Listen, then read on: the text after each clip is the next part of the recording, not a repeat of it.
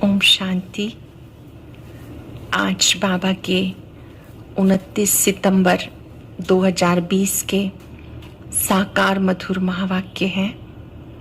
एक नज़र कल की मुरली के अभ्यास के कार्य पर। कल हम सबने बहुत सुंदर अभ्यास किया कि हमें बीती बातों को बिंदु लगाना है और शुभ चिंतक बनना है। जो शुभ चिंतक आत्माएं हैं वो बीती बातों को चित्त पे नहीं रखती हैं। अगर बीती बातें चित्त पर हैं तो श्रेष्ठ व्यवहार नहीं हो सकता। जिन्हें बाबा से स्वयं से प्यार है तो वो बीती बातों से केवल पाठ सीखेंगे, बीती बातों को फुल स्टॉप लगा देंगे। अवश्य आपने शुभ चिंतक बनकर सबके लिए शुभ भावना रखी होगी। किसी के प्रति भी शत्रुता का भाव है तो बाबा के शब्द थे कि आप सारी दुनिया के सच्चे दोस्त हो। आप कहीं मित्रता का भाव सबके प्रति रखने वाले हो, शत्रुता का भाव नहीं। अगर है तो उसको समाप्त कर देना। अवश्य आपने अटेंशन दिया होगा। और आज की मधुर मुरली में बाबा ने बहुत सुंदर बात समझाई कि याद के सब्जेक्ट पर बहुत अटेंशन देना है। याद करने से विक्रम विनाश होते हैं, आत्मा पावन बनती है। तो बाबा की याद का जो सब्जेक्ट है वो बहुत इम्पोर्टेंट है। साथ साथ बाबा ने कहा कि आप सब आत्माएं एक्टर हो। हर एक आत्मा का अपना अपना पार्ट है, एक का पार्ट ना मिले दूसरे से। साथ साथ बाबा ने वरदान में हम सबको समझाया कि बाबा की श्रीमत में कभी भी मनमत या जनमत मिक्स नहीं करनी है। श्रीमत अर्थात बाबा ने जो कहा, जिस अर्थ में कहा, जिस भाव भावना से कहा, उसको पूरा फॉलो करना है। बाबा ने कहा उसमें कभी भी मनमत या जनमत जो लोग कहते हैं उसको मिक्स नहीं करना, और ना ही श्रीमत को कभी इधर उधर व्यर्थ के कार्यों में, कल्याण के कार्यों में नहीं लगाना। आप केवल स्वयं को देखो, बाबा को देखो, औरों को नहीं। ये इतना सुंदर मंत्र है आगे बढ़ने का कि खुद को देखो और बाबा को देखो। अन्यथा हमारा टाइम दूसरों से कंपैरिजन करने में बहुत जाता है, और जहाँ कंपैरिजन होता है तो जहाँ जिससे करना चाहिए उससे हम ना करके अन्य आत्माओं से करते हैं, तो या तो सुपीरियरिटी कॉम्प्लेक्स आ जाता है या इन्फ्योरिटी कॉम्प्लेक्स। दोनों ही अच्छे नहीं हैं। हम जो हैं, जैसे हैं, बाबा ने हमें अपना बनाया है तो हमें श्रीमत प्रमाण चलना है। ना तो अपने अभिमान में आना है किसी, और ना ही अपने आप को हीन समझना है। अब हम एकाग्र होकर सुनेंगे। बाबा ने कहा, मीठे बच्चे, तुम्हारी पढ़ाई का सारा मदार योग पर है। पढ़ाई भी रोज क्यों पढ़ते हैं हम? योग अच्छा लगे। योग से आत्मा पवित्र बनती है, विक्रम विनाश होते हैं।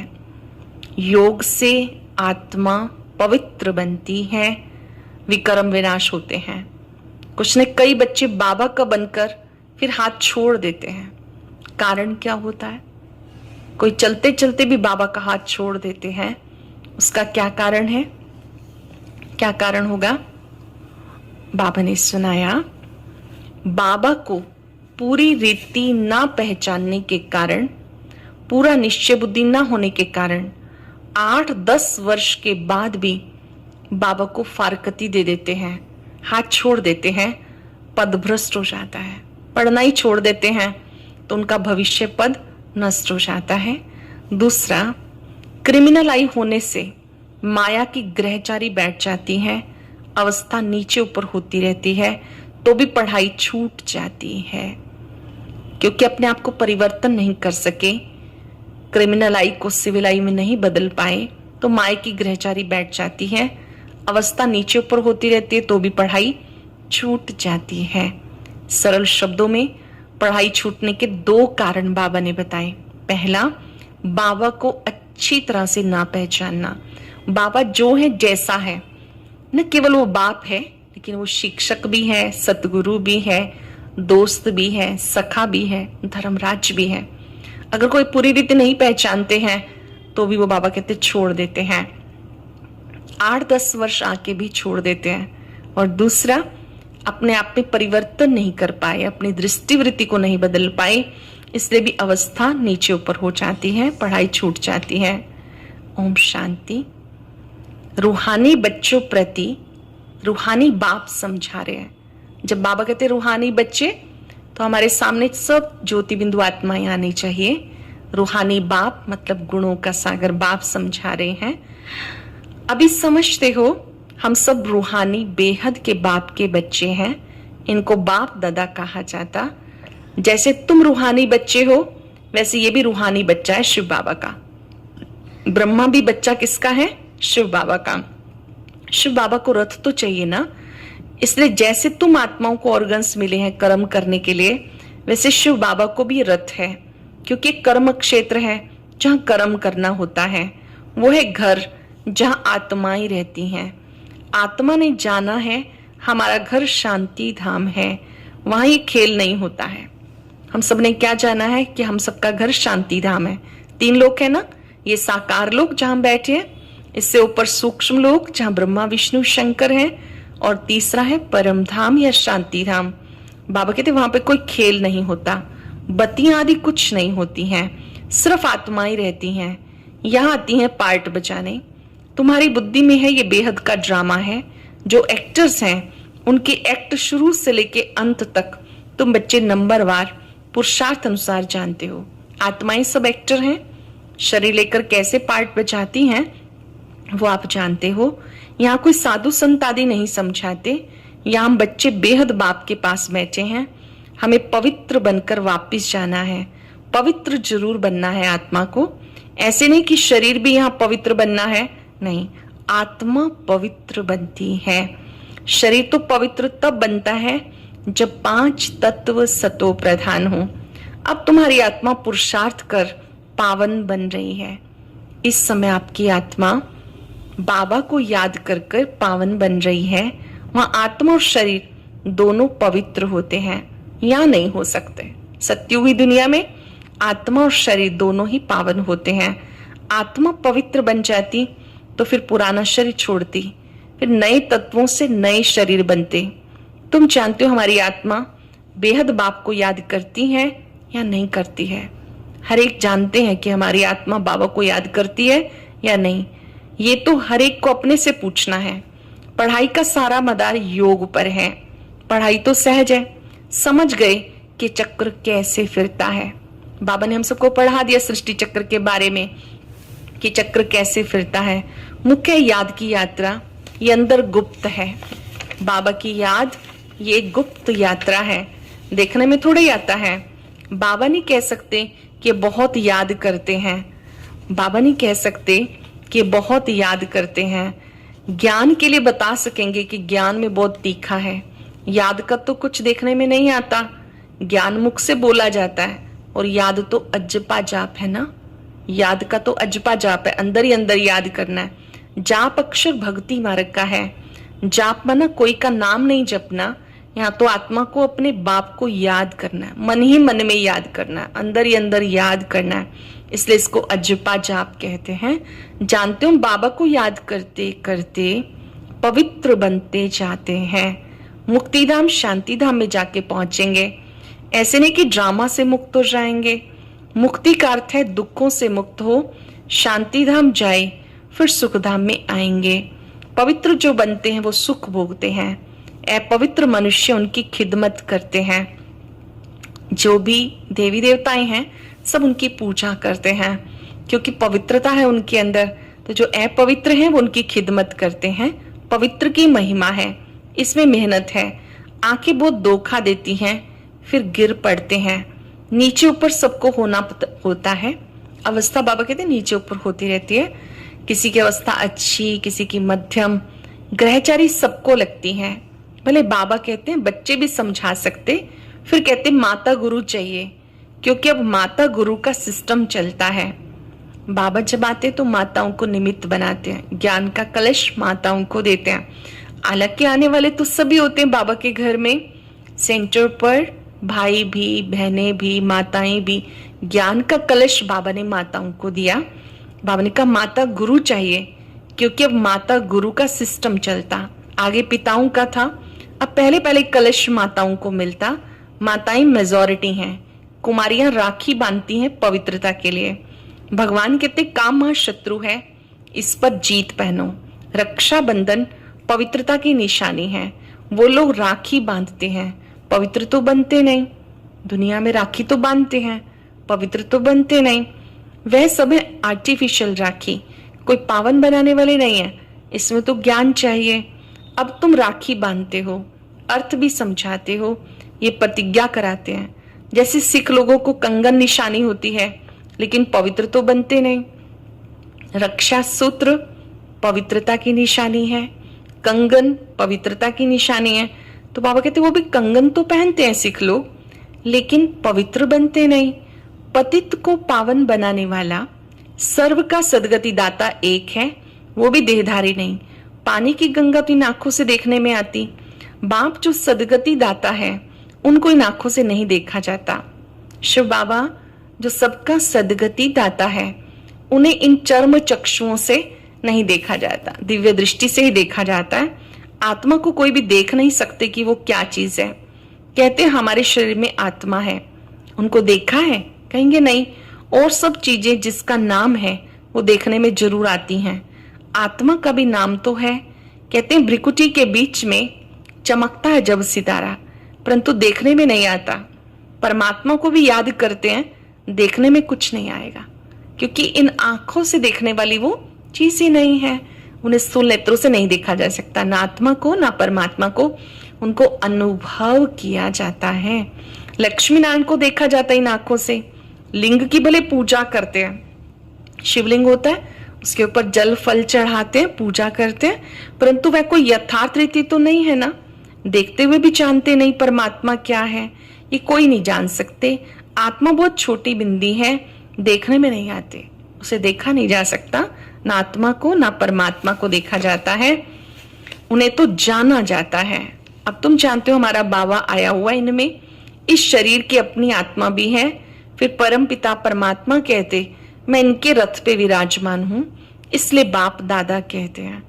शिव बाबा कहते मैं ब्रह्मा तन में विराजमान हूं, इसलिए बाप दादा कहते हैं।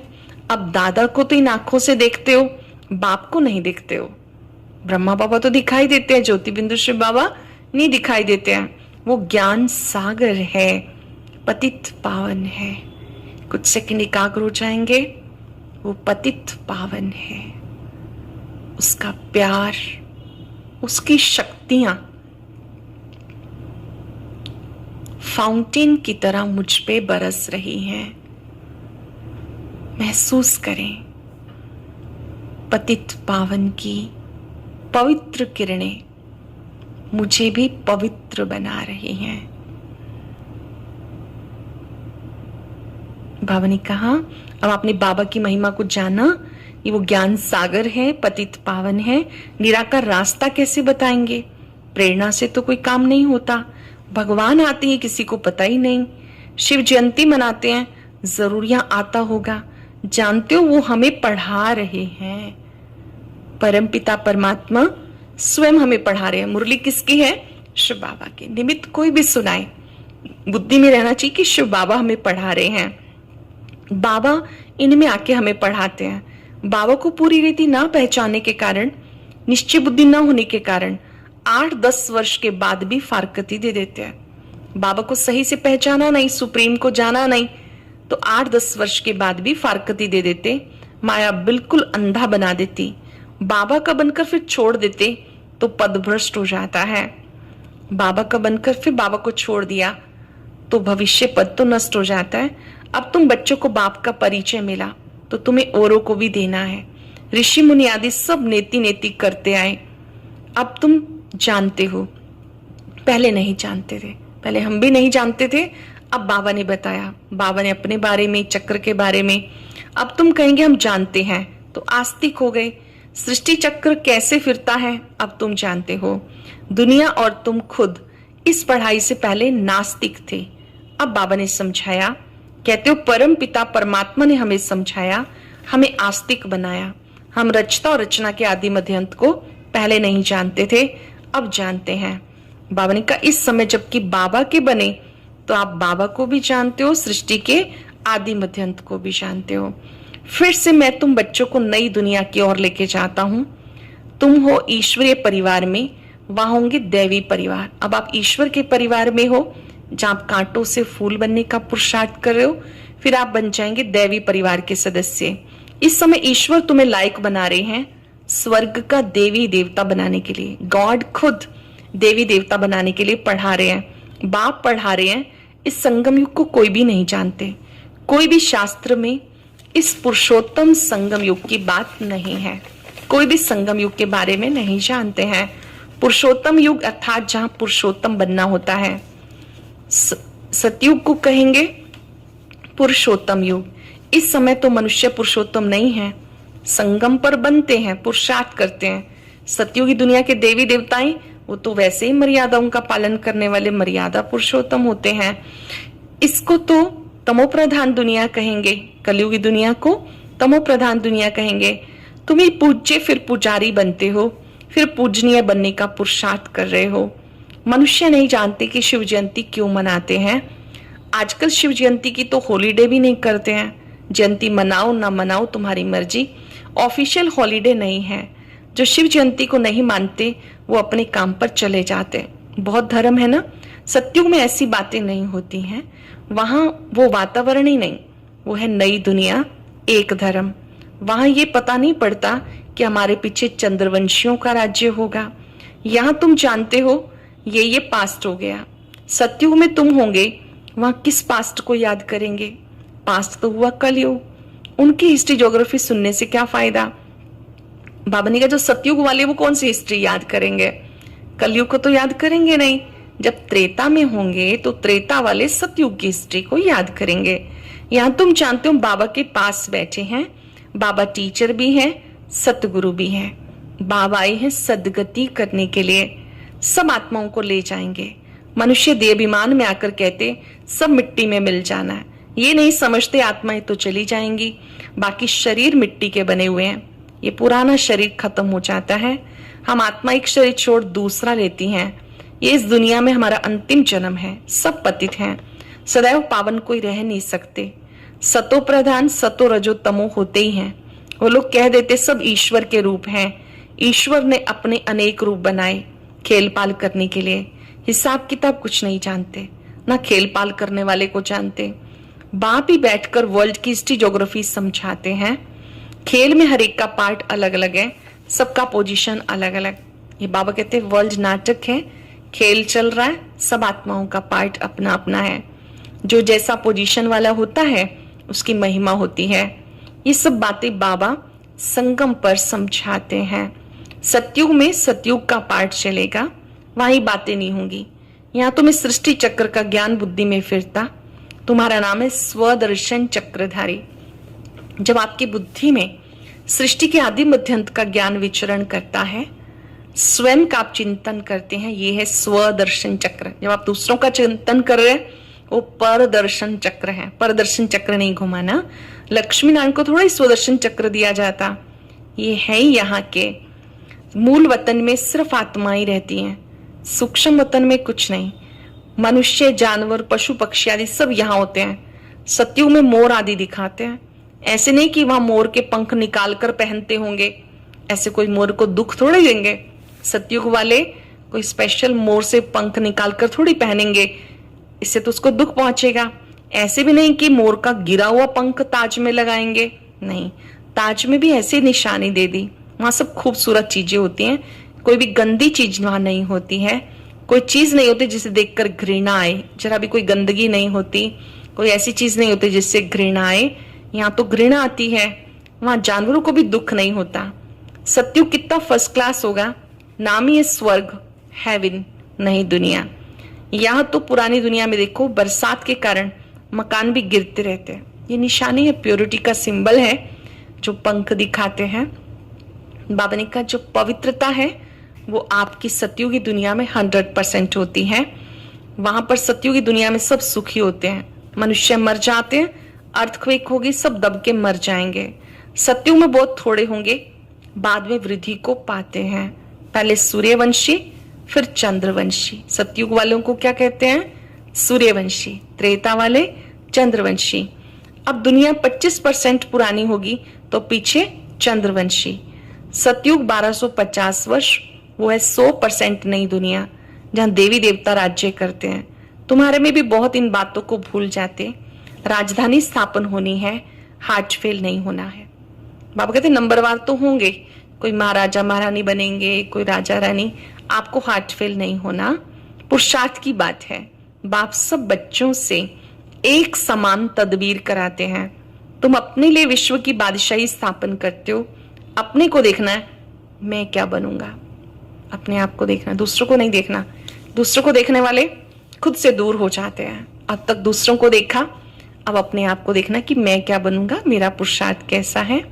अच्छा, मीठे मीठे सिक्के लदे बच्चों प्रति माता पिता बाप दादा का याद प्यार, गुड मॉर्निंग। रूहानी बाप की रूहानी बच्चों को नमस्ते। रूहानी बच्चों की रूहानी बाप दादा को नमस्ते, गुड मॉर्निंग। शुक्रिया बाबा, शुक्रिया। धारणा के लिए सार, क्या सार होगा आज? कुछ सेकंड साइलेंस में बैठ के सोचिए। बाबा ने सुनाया, इस पुरुषोत्तम युग में स्वर्ग के देवी देवता बनने की पढ़ाई पढ़कर स्वयं को लायक बनाना है। पुरुषार्थ में हार्ट फेल नहीं होना, दिल शिकस्त नहीं होना। इस बेहद के खेल में हर एक्टर का पार्ट पोजीशन अलग अलग है। जैसे जैसे जिसकी पोजीशन वैसा उसे मान मिलता है। ये सब राज समझ वर्ल्ड की हिस्ट्री ज्योग्राफी का सिमरण कर स्वदर्शन चक्रधारी बनना है।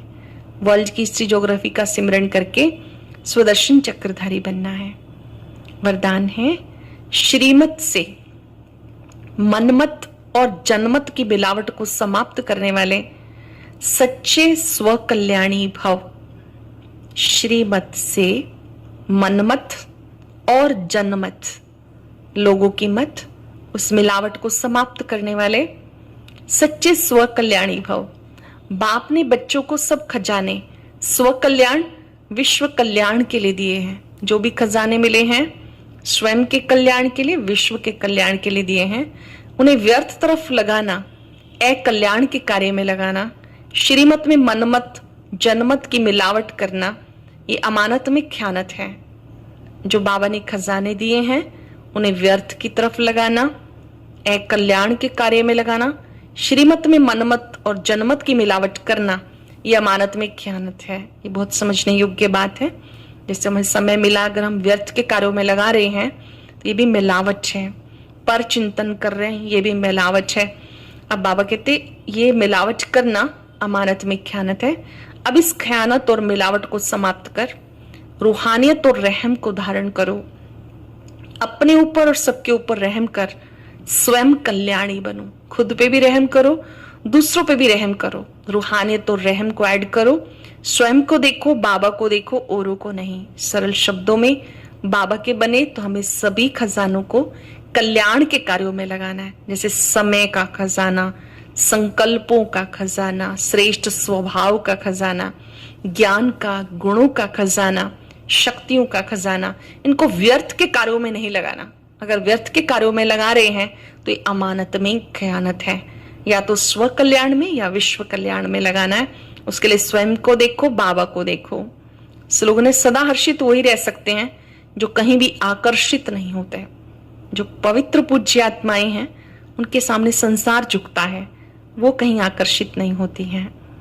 आज हम अभ्यास करेंगे, बहुत ही सुंदर बात का हम सब अभ्यास करेंगे। मैं स्व कल्याणी आत्मा हूं। मुझे सभी खजानों को सही प्रयोग करना है। ये सभी खजाने मुझे स्वयं के कल्याण के लिए, विश्व कल्याण के लिए मिले हैं। ओम शांति। आज की अव्यक्त मुरली जरूर सुने। उसके लिए ऊपर दिए गए बॉक्स को टच करें।